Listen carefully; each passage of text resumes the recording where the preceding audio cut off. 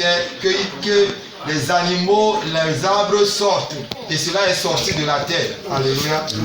Lorsqu'il a voulu créer les oiseaux, il a parlé au firmament. Il a dit qu'il y a toute espèce d'oiseaux qui volent dans le firmament. Et lorsqu'il a voulu créer l'homme, j'aime souvent bien le dire, il s'est parlé à lui-même.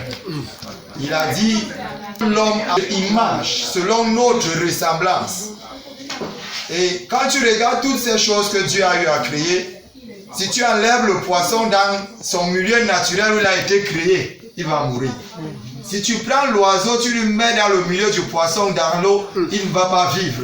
Tu prends seulement l'animal, même si c'est le lion, tu le mets dans les airs ou bien dans l'eau, il va mourir. Mais parfois l'homme se dit souvent qu'il peut s'échapper de son milieu naturel où il a été tiré pour vivre sans lui. Donc l'homme a été tiré de Dieu. La source de l'homme c'est Dieu. Et il ne peut pas vivre sans Dieu. Voilà pourquoi Jésus pouvait dire que le Père est le cep, nous sommes les sarments. Aussi longtemps que le sarment reste rattaché au cep, il a la vie. Parce que la vie qui émane du tronc nourrit également les branches. Mais dès que cette branche-là est retranchée, elle sèche et elle ne sert plus à rien et elle est jetée au feu. Voilà pourquoi il est important pour nous de pouvoir rester connectés, de pouvoir rester attachés à Dieu et de savoir que Dieu est notre source. Dieu est la source de cette famille. Dieu est votre source. Confiez-vous à lui. Demeurez rattachés à lui. Ne perdez pas courage, ne perdez pas la foi. Mais continuez dans ce chemin.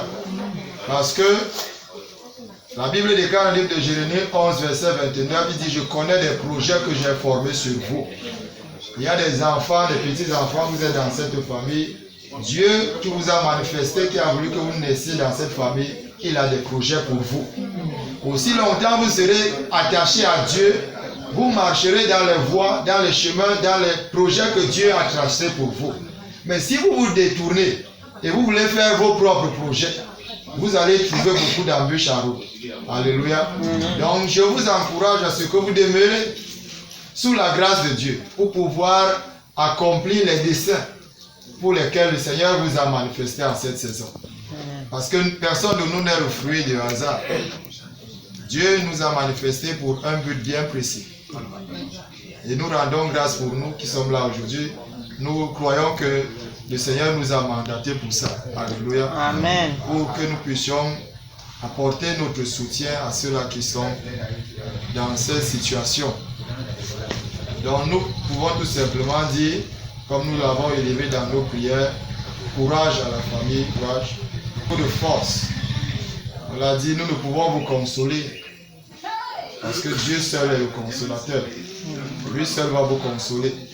Mais tout ce que nous pouvons vous dire ce soir, c'est que vous sachiez que vous n'êtes pas seul. Vous avez une famille. Nous sommes un forum des enfants, des fils de Dieu. Et ayant des orphelins qui sont restés, nous croyons que dans ce que nous faisons, ils font partie de nos actions. Alléluia. Amen. Que Dieu vous bénisse. Donc, tout ce que nous pouvons vous dire, c'est beaucoup de courage. Je ne vais pas trop m'attarder, ce n'est pas la prédication. L'enchaînement de ce que tu as dit. Non, on va se lever, on va d'abord chanter.